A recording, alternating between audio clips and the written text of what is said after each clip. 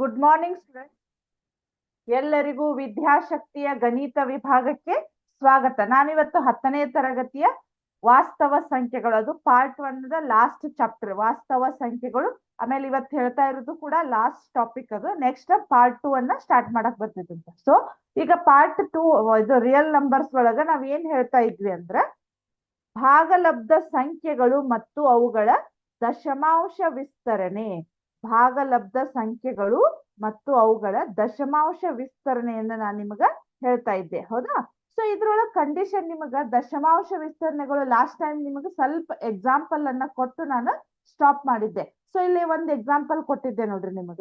3 ಇದನ್ನ ಭಾಗಸ್ರಿ, 3ರಿಂದ 10 ಭಾಗಸ್ರಿ, 3 ಮೂರ್ಲೆ 9, 1 ಉಳಿತು. ಇಲ್ಲಿ ಪಾಯಿಂಟ್ ಕೊಡ್ರಿ, ಮತ್ತ 0 ಆಯ್ತು. 3 ಮೂರ್ಲೆ 9, ಹೌದಾ? ಇದು ಇದೇ ರೀತಿ ನಮಗಿದು ಕಂಟಿನ್ಯೂ ಆಗ್ತಾ ಇರ್ತೈತಿ. ಈ ರೀತಿ ಸಂಖ್ಯೆಗಳಿಗೆ ನಾವ್ ಏನಂತ ಕರಿತೇವಿ? ಅಂತ್ಯಗೊಳ್ಳದ ದಶಮಾಂಶ ವಿಸ್ತರಣೆ. ಅಥವಾ ನಮಗಿನ್ನ ಏನಾಗಿರ್ತೈತಿ ಹೇಳ್ರಿ, ಒಂದಿಷ್ಟು ಪಾಯಿಂಟ್ ಆದ್ಮೇಲೆ ಅದು ಇಲ್ಲಿ 0 ಬಂದ್ಬಿಡ್ತೈತಿ ಶೇಷ. ಅಂತ ಭಾಗಲಬ್ಧ ಸಂಖ್ಯೆಗಳಿಗೆ ನಾವೇನಂತ ಕರಿತೇವಿ? ಅಂತ್ಯಗೊಳ್ಳುವ ದಶಮಾಂಶ ವಿಸ್ತರಣೆ. ಇದ್ರ ಬಗ್ಗೆ ನೀವು ಇನ್ ಡಿಟೇಲ್ ಆಗಿ ಎಲ್ಲೇ 9th ಕ್ಲಾಸ್ ಒಳಗ್ ಕಲ್ತೀರಿ, ನೆನ್ಪೈತಿಲ್ಲೋ ಗೊತ್ತಿಲ್ಲ. ಸೊ ಅದ್ರದ್ದು ಸ್ವಲ್ಪ ಮಾಡಿಫೈಡ್ ಮಾಡಿ ಇಲ್ಲಿ ಸ್ವಲ್ಪ ಚೇಂಜಸ್ ಮಾಡಿ ಕೊಟ್ಟಿದಾರ ಅವ್ರು, ಹೌದಾ? ಸೊ ಇಲ್ಲಿ ಏನಾಗಿದೆ ಅಂದ್ರ, ಅಂತ್ಯಗೊಳ್ಳುವ ದಶಮಾಂಶ ವಿಸ್ತರಣೆ ಯಾವ ರೀತಿ ಇರ್ತೈತಿ? ಅಂತ್ಯಗೊಳ್ಳುವ ದಶಮಾಂಶ ವಿಸ್ತರಣೆ. ದಶಮಾಂಶ ವಿಸ್ತರಣೆ, ಹೌದಾ? ದಶಮಾಂಶ ವಿಸ್ತರಣೆ, ಹೌದಾ? ಈಗ ಅವನ ದಶಮಾಂಶ ವಿಸ್ತರಣೆ ಅನ್ಲಿಕ್ಕೆ ನಾವು ಭಾಗಲಬ್ಧ ಸಂಖ್ಯೆಗಳನ್ನ ತಗೋಬೇಕು, ಹೌದಾ? ಸೊ ಭಾಗಲಬ್ಧ ಸಂಖ್ಯೆಗಳನ್ನ ತಗೋತಾ ಇದೀವಿ ಅಂದ್ರ ಅಲ್ಲಿ ಏನಾಗತ್ತೆ ಹೇಳ್ರಿ ನಮಗ? ಇಲ್ಲಿ P/Q ರೂಪದೊಳಗೆ ಇರ್ತಾವು ಭಾಗಲಬ್ಧ ಸಂಖ್ಯೆಗಳು, ಹೌದಾ? ಸೊ ಇಲ್ಲಿ P/Q ರೂಪದೊಳಗಿದ್ದಾಗ ಕ್ಯೂದ ಅವಿಭಾಜ್ಯ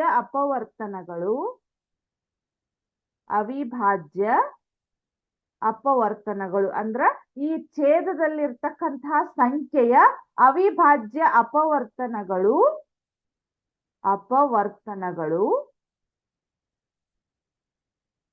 ಯಾವ ರೀತಿ ಇರ್ಬೇಕಂದ್ರ 2n 5m ರೂಪದಲ್ಲಿ ಇರಬೇಕು, ಹೌದಾ? ರೂಪದಲ್ಲಿ ಇರಬೇಕು, ಹೌದಾ? ಕರೆಕ್ಟಾ? ಅಂದ್ರ ಈ ರೀತಿ ನಾನ್ ನಿಮಗ್ ಒಂದೆರಡು ಎಕ್ಸಾಂಪಲ್ ಮಾಡಿ ತೋರಿಸಿದ್ರೆ ಇದ್ರ ಬಗ್ಗೆ ಐಡಿಯಾ ಬರ್ತೈತಿ ನಿಮಗ್. ಜಸ್ಟ್ ನಾನು ಇದನ್ನ ಡೆಫಿನೇಷನ್ ಅನ್ನ ಹೇಳ್ತಾ ಇದ್ದೇನೆ. ಸೊ ಅಂತ್ಯಗೊಳ್ಳುವ ದಶಮಾಂಶ ವಿಸ್ತರಣೆ ಅಂದ್ರ, ಈಗ ಒಂದು ಭಾಗಲಬ್ಧ ಸಂಖ್ಯೆಗಳು ಇರ್ತಾವ ಅಂದ್ರ P/Q ರೂಪದಲ್ಲಿ ಇರ್ತಾವು. ಅಲ್ಲಿ ನಮಗ ಈ ಕ್ಯೂದ ಅವಿಭಾಜ್ಯ ಅಪವರ್ತನಗಳು 2n 5m ರೂಪದೊಳಗೆ ಬಂದು ಅಂದ್ರದು ಅಂತ್ಯಗೊಳ್ಳುವ ದಶಮಾಂಶ ವಿಸ್ತರಣೆಯನ್ನ ಹೊಂದಿದೆ ಅಂತ ನಾವು ಹೇಳ್ಬೇಕು. ಅಕಸ್ಮಾತ್ ಅದ ಆ ರೂಪದೊಳಗೆ ಬರ್ಲಿಲ್ಲಪ್ಪ ಅಂತಂದ್ರ ಅದಕ್ಕೆ ನಾವು ಅಂತ್ಯಗೊಳ್ಳದ ದಶಮಾಂಶ ವಿಸ್ತರಣೆಯನ್ನ ಹೊಂದಿದೆ ಅಂತ ನಾವು ಹೇಳ್ಬೇಕು, ಹೌದಾ? ಸೊ ಯಾವ ರೀತಿ ಇದೆ ಅಂತ ನಾವು ಎಕ್ಸಾಂಪಲ್ ನೋಡೋಣ. 8.4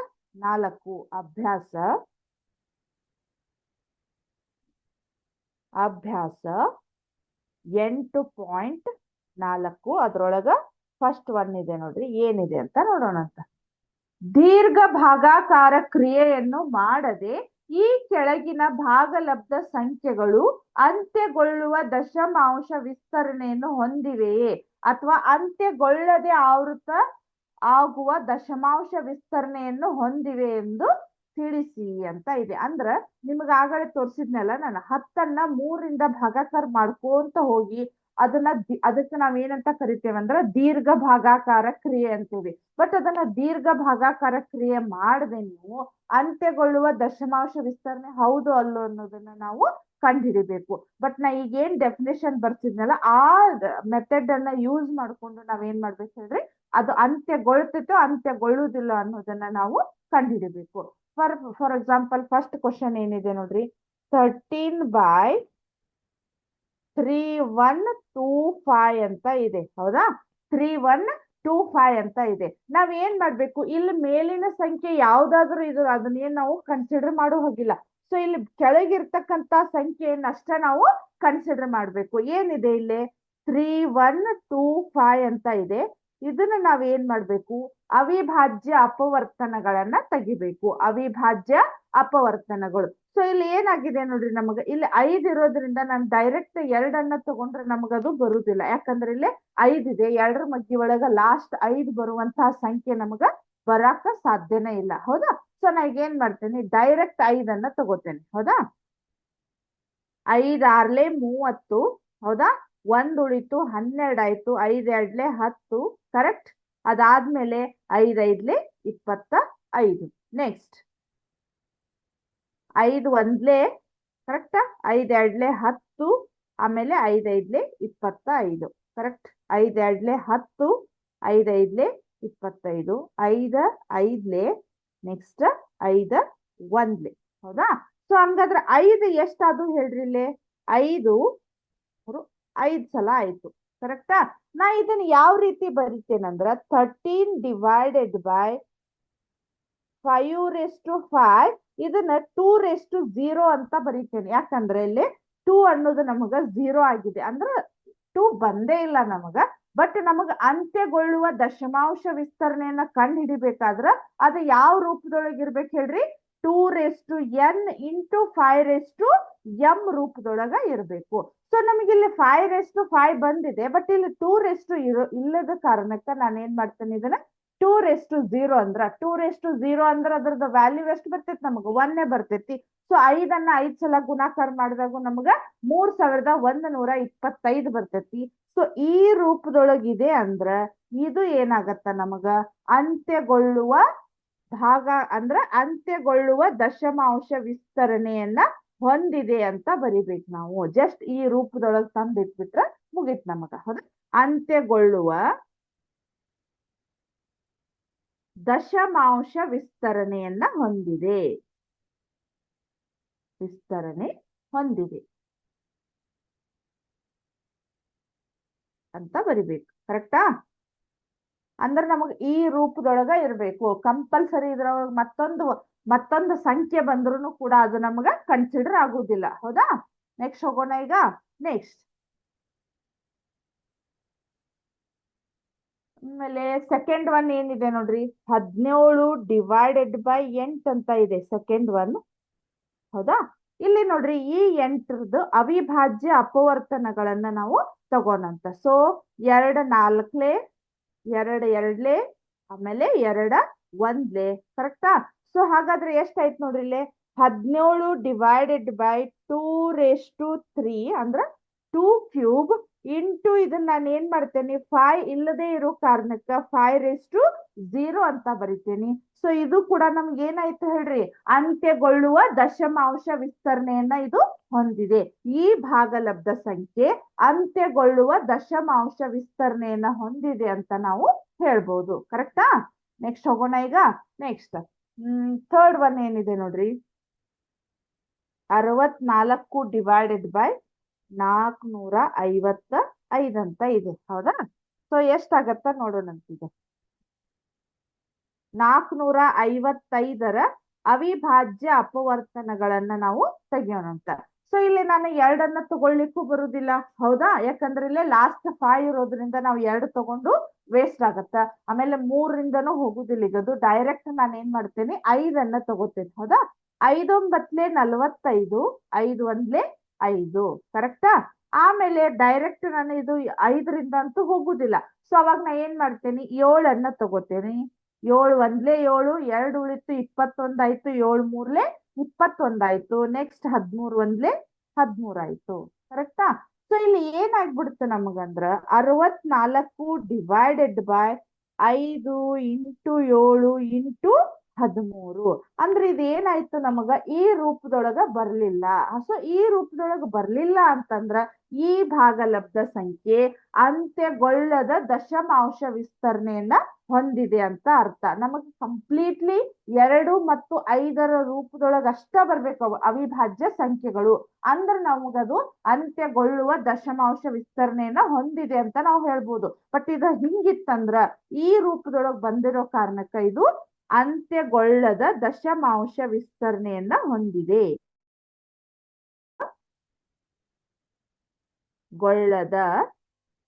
ಅಂತ್ಯಗೊಳ್ಳದ ದಶಮಾಂಶ ವಿಸ್ತರಣೆಯನ್ನ ಹೊಂದಿದೆ. ದಶಮಾಂಶ ವಿಸ್ತರಣೆಯನ್ನ ಹೊಂದಿದೆ. ವಿಸ್ತರಣೆ ಹೊಂದಿದೆ.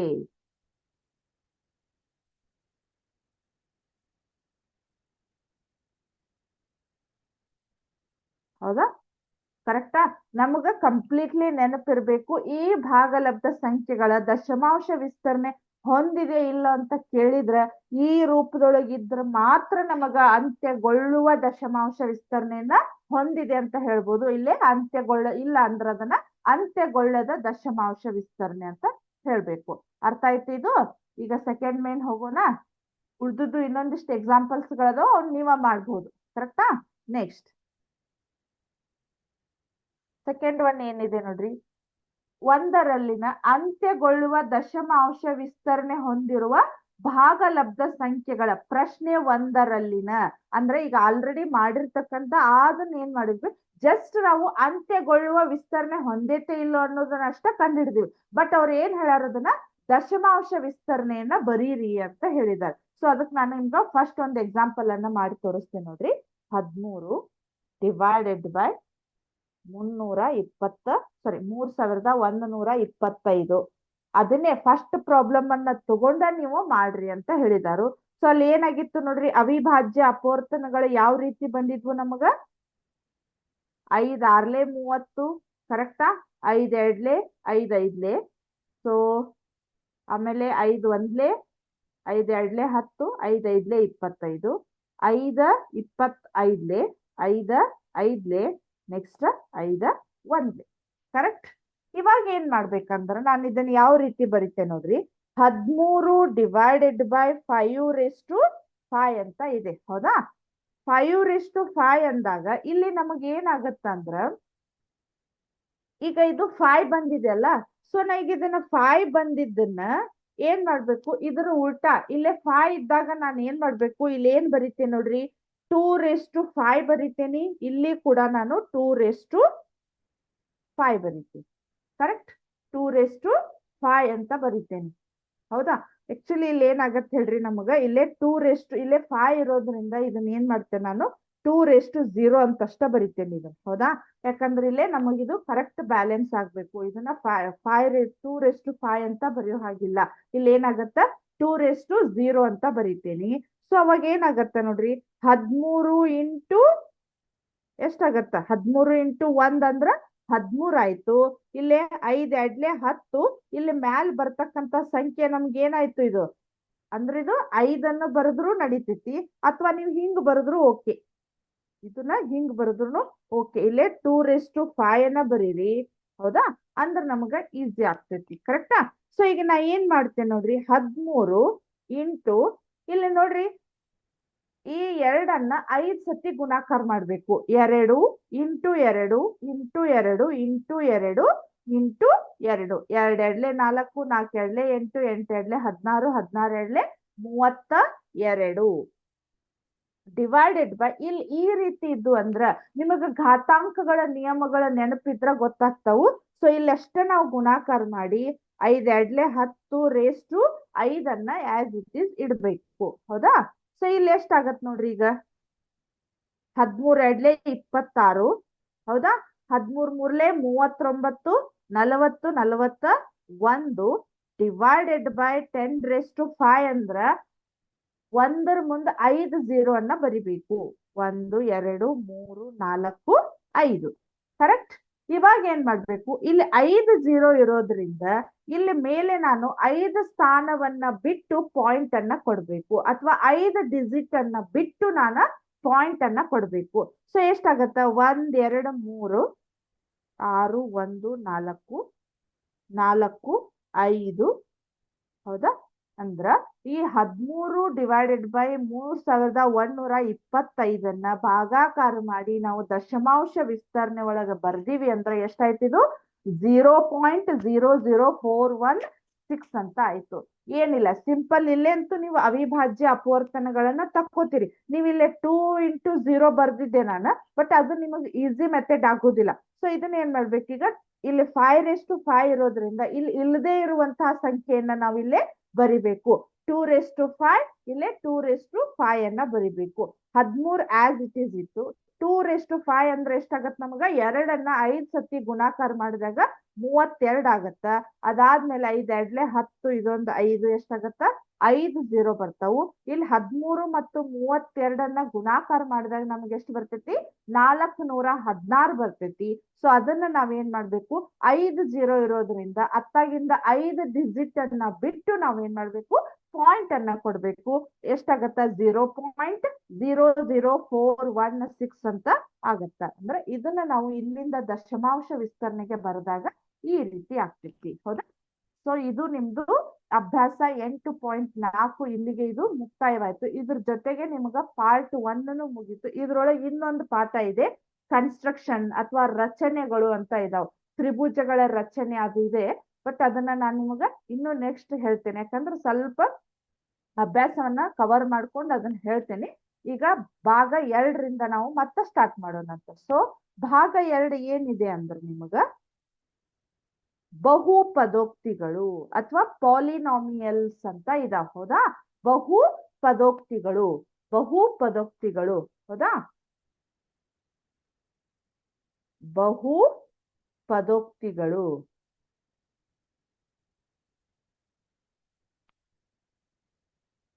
ಬಹು ಪದೋಕ್ತಿಗಳು. ಕರೆಕ್ಟ್? ಬಹು ಪದೋಕ್ತಿಗಳು. ಕರೆಕ್ಟಾ? ಇಲ್ಲಿ ಬಹು ಪದೋಕ್ತಿಗಳು ಅಂದ್ರೆ ನಾವ್ ಎದಕ್ ಅಂತೇವೆ ಅಂದ್ರ ಪಾಲಿನಾಮಿಯಲ್ಸ್. ನೀವು ಆಲ್ರೆಡಿ ನೀವು 9th ಕ್ಲಾಸ್ ಒಳಗೆ ಇದ್ರ ಬಗ್ಗೆ ಇನ್ ಡಿಟೇಲ್ ಆಗಿ ಕಲ್ತಿರಿ. ಜಸ್ಟ್ ಅದರದ ಮಾಡಿಫೈಡ್ ಅನ್ನ ಇವರು ಇಲ್ಲಿ ಕೊಟ್ಟಿದ್ದಾರೆ. ಬಹು ಪದೋಕ್ತಿಗಳು ಅಂದ್ರ ಇಲ್ಲಿ ನಮಗೆ ಏನಾಗಿದೆ? ಏಕ ಪದೋಕ್ತಿ, ಏಕ ಪದೋಕ್ತಿ, ದ್ವಿಪದೋಕ್ತಿ, ತ್ರಿಪದೋಕ್ತಿ ಅಂತ ಕಲ್ತೀರಿ ನೀವು. ಹೌದಾ?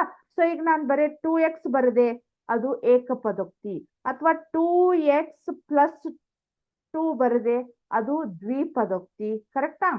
2x + 3y. ಹೌದಾ? ಆಮೇಲೆ +1 ಅನ್ನ ಬರೆದ್ರೆ ನಾವು ಏನಾಗತ್ತೆ ಹೇಳ್ರಿ? ನಮಗ 2x + 3y + 1 ಅನ್ನ ಬರ್ದಿವಿ ಅಂದ್ರೆ ಇದು ತ್ರಿಪದೋಕ್ತಿ ಆಗ್ತೈತಿ. ಇನ್ನೂ ಜಾಸ್ತಿ ಪದಗಳನ್ನ ಬರ್ದಿವಿ ಅಂದ್ರೆ ನಮ್ಗೆ ಏನಾಗತ್ತೆ ಹೇಳ್ರಿ? ಅದು ಬಹು ಪದೋಕ್ತಿಗಳು. ಅರ್ಥ ಆಯ್ತಾ? ಈಗ 2x ಬರ್ದಿವಿ ಅಂದ್ರೆ ಏಕ ಪದೋಕ್ತಿ. ನೀವು ಕಲ್ತಿರ್ಬೋದು ಏಕ ಪದೋಕ್ತಿ, ದ್ವಿಪದೋಕ್ತಿ, ತ್ರಿಪದೋಕ್ತಿ ಅಂತ ಕಲ್ತಿರ್ಬೋದಲ್ಲ. ಸೊ ಇವನ್ನ ಕಲ್ತೀವಿ ಅಂದ್ರ ಇದ ರೀತಿ ಒಳಗ ನಾವು ಇದು ಏಕ ಪದೋಕ್ತಿ ಆಯ್ತು, ದ್ವಿಪದೋಕ್ತಿ, ತ್ರಿಪದೋಕ್ತಿ. ಇನ್ನೂ ಜಾಸ್ತಿ ಪದಗಳನ್ನ ಒಟ್ಟಾಗಿ ಕೂಡಿಸಿ ಅಂದ್ರ ಪ್ಲಸ್ ಅಥವಾ ಮೈನಸ್ ಚಿಹ್ನೆಗಳನ್ನ ಹಾಕಿ ಬರೆಯೋದಕ್ಕ ನಾವೇನಂತ ಕರಿತೇವೆ ಹೇಳ್ರಿ? ಬಹು ಪದೋಕ್ತಿಗಳು ಅಂತ ಕರಿತೀವಿ. ಸೊ ಆ ಬಹು ಪದೋಕ್ತಿಗಳ ಬಗ್ಗೆ ನಾವ್ ಇವತ್ತ ಅಭ್ಯಾಸ ಮಾಡೋಣಂತ. ಹೌದಾ? ಬಹು ಪದೋಕ್ತಿಗಳು, ಬಹು ಪದೋಕ್ತಿಗಳು. ಸೊ ಬಹು ಪದೋಕ್ತಿಗಳು ಯಾವ ರೀತಿ ಇದಾವ, ಏನ್ ಅದಾವ ಅಂತ ಇವಾಗ ನೋಡೋಣಂತ. ಅಲ್ಲೇ ನಿಮಗೆ ಏನಾಗಿತ್ತಂದ್ರ ಬಹು ಪದೋಕ್ತಿಗಳ ಬಗ್ಗೆ ಇನ್ ಡಿಟೇಲ್ ಆಗಿ ಕಲ್ತೀರಿ ಅಂತ ಹೇಳಿದ್ದೆ. ಸೊ ಅದ್ರೊಳಗೆ ನಾನು ಮೇನ್ಲಿ ಹೇಳೋದು ಏನಂತಂದ್ರ ನಿಮಗ ಬಹು ಪದೋಕ್ತಿಗಳು ಘಾತಾಂಕಗಳ ಮೇಲೆ ನಾವು ರೇಖಾತ್ಮಕ ಸಮೀಕರಣಗಳು, ರೇಖಾತ್ಮಕ ಬಹು ಪದೋಕ್ತಿಗಳು, ವರ್ಗ ಬಹು ಪದೋಕ್ತಿಗಳು, ಘನ ಬಹು ಪದೋಕ್ತಿಗಳು ಅಂತ ಕರಿತೇವೆ. ಸೊ ಘಾತಾಂಕ ನಮ್ದು ಹೈಯೆಸ್ಟ್ ಘಾತಾಂಕ 1 ಇತ್ತಂದ್ರ ಅದಕ್ಕೆ ನಾವೇನಂತ ಕರಿತೀವಿ? ರೇಖಾತ್ಮಕ ಬಹು ಪದೋಕ್ತಿ ಅಂತ ಕರಿತೀವಿ. ಹೌದಾ? ಹೈಯೆಸ್ಟ್ ಘಾತಾಂಕ. ಫಾರ್ ಎಕ್ಸಾಂಪಲ್ 2x + 1 ಅಂದ್ರ x ದ ಘಾತಾಂಕ ಇಲ್ಲಿ ನಮ್ಗೆ ಎಷ್ಟಾಯ್ತು ಹೇಳ್ರಿ? ಇದು 1 ಆಯ್ತು. ಇದಕ್ ನಾವೇನಂತ ಕರಿತೇವಂದ್ರ ರೇಖಾತ್ಮಕ ಬಹು ಪದೋಕ್ತಿಗಳು ಅಂತ ಕರಿತೇವೆ. ರೇಖಾತ್ಮಕ ಬಹು ಪದೋಕ್ತಿಗಳು. ಕರೆಕ್ಟಾ? ನೆಕ್ಸ್ಟ್ ಇದನ್ನ ಎಕ್ಸಾಂಪಲ್ ಮತ್ತೆ ಈ ರೀತಿ ಕೊಡ್ತೇನೆ ನೋಡ್ರಿ. 2x + 3x + 2 ಫಾರ್ ಎಕ್ಸಾಂಪಲ್ ಇದು. ಹೌದಾ? ಇಲ್ಲಿ ನಮಗ್ ಹೈಯೆಸ್ಟ್ ಡಿಗ್ರಿ, ಈ ಬಹು ಪದೋಕ್ತಿಯ ಹೈಯೆಸ್ಟ್ ಡಿಗ್ರಿ ಅಂದ್ರೆ ನಿಮಗ್ ಘಾತಾಂಕಗಳನ್ನ ನೋಡುವಂತಹ ಮೆಥಡ್ ನಿಮಗ್ ಗೊತ್ತಿರ್ಬೋದಲ್ಲ. ಇಲ್ಲಿ ಏನಾಗತ್ತೆ ಹೇಳ್ರಿ? ನಮಗ ಇಲ್ಲಿ 2 ಇರೋದ್ರಿಂದ. ಹೌದಾ? ಇಲ್ಲಿ 2 ಅಂದ್ರ ಇಲ್ಲಿ ನೋಡ್ರಿ ಇದ್ರ ಘಾತಾಂಕ 0 1 2. ಹೈಯೆಸ್ಟ್ ಘಾತಾಂಕ ನಮ್ಗ 2 ಇರೋದ್ರಿಂದ ಇದಕ್ ನಾವು ವರ್ಗಾತ್ಮಕ ಬಹು ಪದೋಕ್ತಿ ಅಥವಾ ವರ್ಗ ಬಹು ಪದೋಕ್ತಿ ಅಂತನ ಕರಿತೀವಿ. ಹೌದಾ?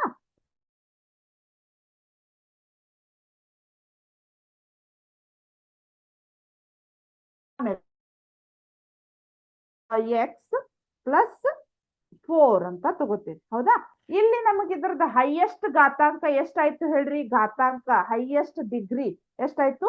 3 ಇರೋದ್ರಿಂದ ಇದಕ್ಕೆ ನಾನು ಏನಂತ ಕರಿತೀನಿ? ಘನಾತ್ಮಕ ಬಹುಪದೋಕ್ತಿಗಳು ಅಂತ ಕರಿತೇನೆ. ಸೊ ಇಲ್ಲಿ ನೀವು ಇದನ್ನು ಕೂಡ 9th ಒಳಗ ಕಲ್ತೀರಿ. ಅಲ್ಲಿ ಏನಾಗಿತ್ತಂದ್ರ ಶೂನ್ಯತೆಗಳನ್ನ ಕಂಡುಹಿಡಿತಿದ್ರಿ. ಫಾರ್ ಎಕ್ಸಾಂಪಲ್ ನಾನು ಇದನ್ನ ಹೇಳ್ತೇನೆ. ಈಗ 2x + 1 ಇದ್ರದ್ದು ಶೂನ್ಯತೆಯನ್ನ ಕಂಡುಹಿಡಿಯುವಂತ ಮೆಥಡ್ ಸ್ವಲ್ಪ ನೆನಪು ಮಾಡ್ಕೊರಿ. 9th ಒಳಗ ಕಲ್ತಿರಿದ್ದೀನಿ, ಹೌದಾ? ಸೊ ಇಲ್ಲಿ ಏನಾಗತ್ತ? 2x +1 ಇದ್ದದನ್ನ -1 ಮಾಡ್ರಿ.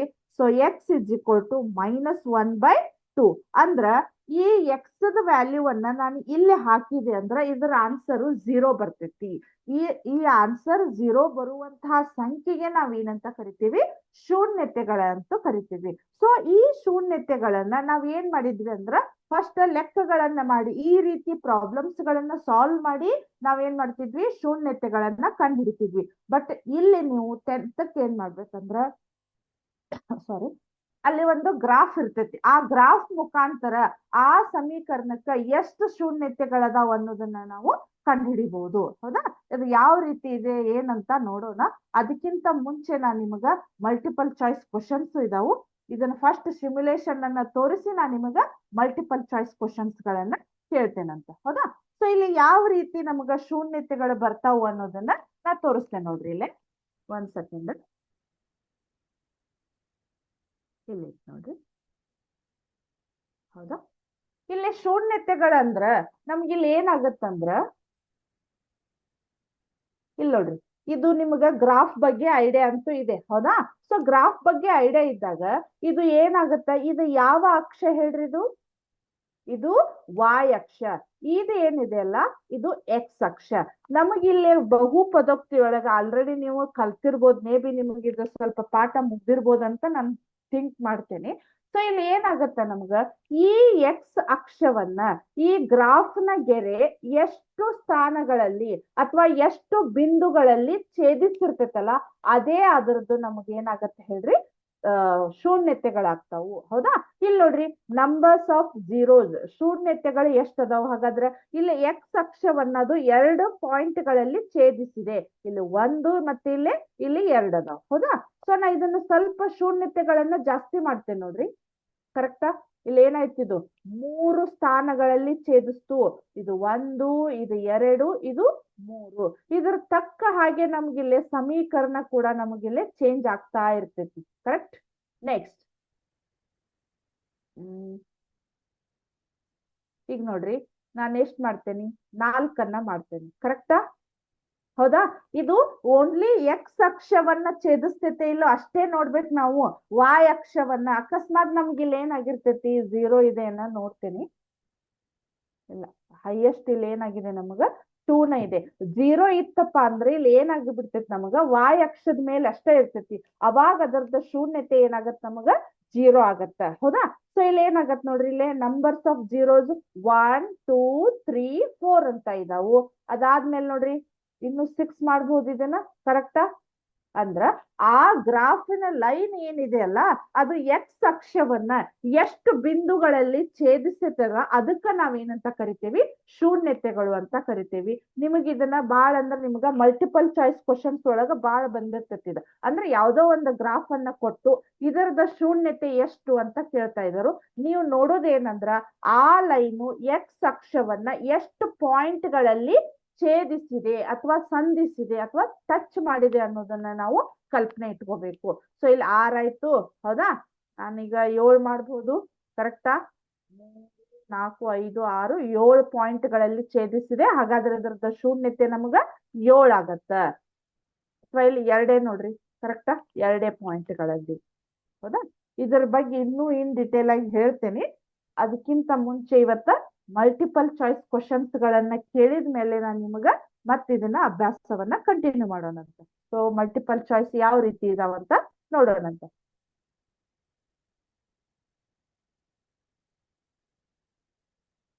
ಹೌದಾ? ಇಲ್ಲಿ ನೋಡ್ರಿ, ವಿದ್ಯಾಶಕ್ತಿಯ ರಸ ಪ್ರಶ್ನೆ ಕಾರ್ಯಕ್ರಮ, ಕ್ಲಾಸ್ 10th, ಸಬ್ಜೆಕ್ಟ್ ಮ್ಯಾಥಮೆಟಿಕ್ಸ್. ಹೌದಾ? 32ರ ಅವಿಭಾಜ್ಯ ಅಪವರ್ತನಗಳು ಈ ಕೆಳಗಿನಂತಿವೆ. ಅವಿಭಾಜ್ಯ ಅಪವರ್ತನಗಳು ಯಾವ ರೀತಿ ಇದಾವ್ ನೋಡ್ರಿ. 32ರ ಅವಿಭಾಜ್ಯ ಅಪವರ್ತನಗಳು. ಹೌದಾ? ಈಗ 32ನ್ನ 2ರಿಂದ ಭಾಗಿಸ್ಕೊಂತ ಹೋಗ್ರಿ. ಅಪ್ ಟು ಎಲ್ಲಿವರೆಗೂ ಹೇಳ್ರಿ ನಮಗ? 1ರವರೆಗೆ. ಹೌದಾ? 2 16ಲೆ, 2 8ಲೆ, 2 4ಲೆ, 2 2ಲೆ, ಆಮೇಲೆ 2 1ಲೆ. ಎಷ್ಟಾಯ್ತು? ಟೋಟಲ್ 5 2 ಬಂದವು. ಹೌದಾ? ಸೊ ಅಲ್ಲಿ ನೋಡ್ರಿ ಆಪ್ಷನ್ ಎ ಒಳಗ 4 ಎ ಅದಾವ್. ಹೌದಾ? ಇಲ್ಲಿ ನೋಡ್ರಿ 2 2ಲೆ 4, 4 2ಲೆ 8, 8 2ಲೆ 16 ಅದು ಬರುದಿಲ್ಲ. ಇಲ್ಲಿ 8 4ಲೆ 32 ಅಂದ್ರೆ ಇವು ಅವಿಭಾಜ್ಯ ಸಂಖ್ಯೆಗಳು ಅಲ್ಲ.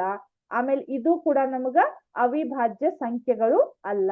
ಸೊ ಹಾಗಾದ್ರೆ ಇವು 3 ಅಂದ್ರ option B is the right answer. 2 2ಲೆ 4, 4 2ಲೆ 8, 8 2ಲೆ 16, 16 2ಲೆ 32. ಹಾಗಾದ್ರೆ 32ರ ಅವಿಭಾಜ್ಯ ಅಪವರ್ತನಗಳು ನಮ್ಗೆ ಏನಿದಾವ್ ಹೇಳ್ರಿ?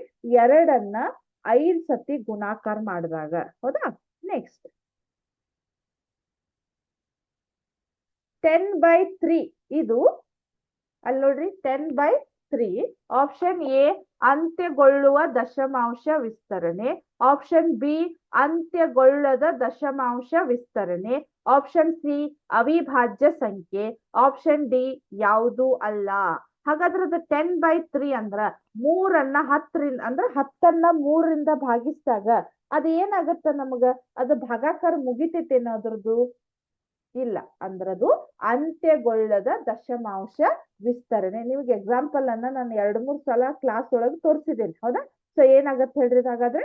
Option B is the right answer. ಅಂತ್ಯಗೊಳ್ಳದ ದಶಮಾಂಶ ವಿಸ್ತರಣೆ. ನೆಕ್ಸ್ಟ್ 26 ಮತ್ತು 91ರ ಮಸಾ ಎಷ್ಟಾಗತ್ ನೋಡ್ರಿ? 26 ಮತ್ತು 91ರ ಮಸಾ ಎಷ್ಟಾಗತ್ ನೋಡ್ರಿ? 26ರ ಅವಿಭಾಜ್ಯ ಅಪವರ್ತನಗಳು 2 1ಲೆ, 2 13ಲೆ. ಎಷ್ಟಾತ್ ಹೇಳ್ರಿ?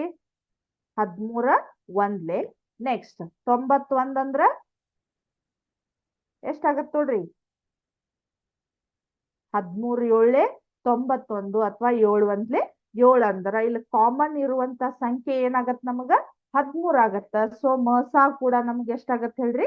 13. Option A 15, option B 13, option C 19, option D 11 ಅಂತ ಇದೆ. So option B is the right answer. Next 9 ಮತ್ತು 25ರ ಮಸಾ. ಇಲ್ಲಿ ನೋಡ್ರಿ ಈ 9 ಅನ್ನೋದ ಬೇರೆ ನಮಗ 25 ಅನ್ನೋದನ್ನು ಸ್ವಲ್ಪ ನಮಗ ಏನಾಗತ್ತೆ ಹೇಳ್ರಿ? ಅವಿಭಾಜ್ಯ ಸಂಖ್ಯೆ ಒಳಗ ಅದು ಬರ್ತೈತಿ. ಸೊ ನಿಮಗ್ ಹೇಳಿದೆ ನಾನು ಅವಿಭಾಜ್ಯ ಅಪವರ್ತನಗಳ ಮಸಾ ಯಾವಾಗಿದ್ರು ನಮ್ಗೆ ಏನಿರ್ತೈತಿ ಹೇಳ್ರಿ? ಆಪ್ಷನ್ ಎ 8 ಇದೆ, ಆಪ್ಷನ್ ಬಿ 9 ಇದೆ, ಆಪ್ಷನ್ ಸಿ 25 ಇದೆ, ಆಪ್ಷನ್ ಡಿ 1 ಅಂತ ಇದೆ.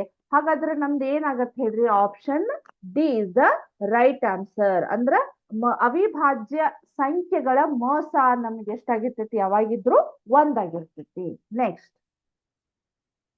98 ಇದರ ಅವಿಭಾಜ್ಯ ಅಪವರ್ತನಗಳಾಗಿ ವಿಭಜಿಸಿದಾಗ. ಹೌದಾ? 98ನ್ನ ಅವಿಭಾಜ್ಯ ಅಪವರ್ತನಗಳಾಗಿ ವಿಭಜಿಸಿದಾಗ ಎಷ್ಟಾಗತ್ ನೋಡ್ರಿ? 98. ಹೌದಾ? ಇಲ್ಲಿ ನೋಡ್ರಿ 2 4ಲೆ, 2 9ಲೆ. ಹೌದಾ? ಆಮೇಲೆ 7 7ಲೆ, 7 1ಲೆ. ಅಂದ್ರ 2 ಇಂಟು 7 ಸ್ಕ್ವೇರ್ ಅಂತ ಆಗತ್ತ. ಅಲ್ಲಿ ನೋಡ್ರಿ ಆಪ್ಷನ್ ಎ 2 ಸ್ಕ್ವೇರ್ ಇಂಟು 7 ಅಂತ ಇದೆ. Option B 2 square into 7 square ಅಂತ ಇದೆ. Option C 2 into 7 square. Option D ಏನಿದೆ? 2 ಕ್ಯೂಬ್ ಇಂಟು 7 ಅಂತ ಇದೆ. ಹಾಗಾದ್ರೆ ನಮ್ದು ಆಪ್ಷನ್ ಏನಾಗತ್ತ ಹೇಳ್ರಿ? 2 ಇಂಟು 7 ಸ್ಕ್ವೇರ್ ಅಂತ ಆಗತ್ತ. So is the right answer. Next, ಯಾವುದೇ ಧನ ಸಮಪೂರ್ಣಾಂಕವು ಈ ಕೆಳಗಿನ ರೂಪದಲ್ಲಿ ಇರುತ್ತದೆ. ಧನ ಸಮಪೂರ್ಣಾಂಕವು option A 2p + 1, option B 2p, option C p + 1, option D p ಅಂತ ಇದೆ. ಹಾಗಾದ್ರೆ ಥಿಂಕ್ ಮಾಡ್ರಿ ಯಾವ್ದಿರ್ಬೋದು?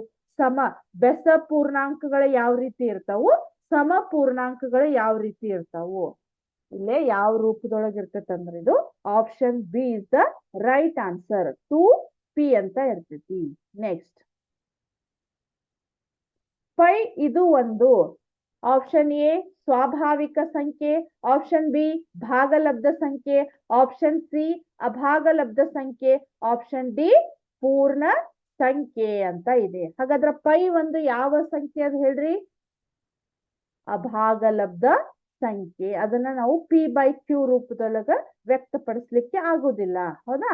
ನೆಕ್ಸ್ಟ್ 8, 9 ಮತ್ತು 25 ಸಂಖ್ಯೆಗಳ ಮೊಸ. 8 ಮತ್ತು 9, 25 ಸಂಖ್ಯೆಗಳ ಮೊಸ ಏನಾಗುತ್ತ?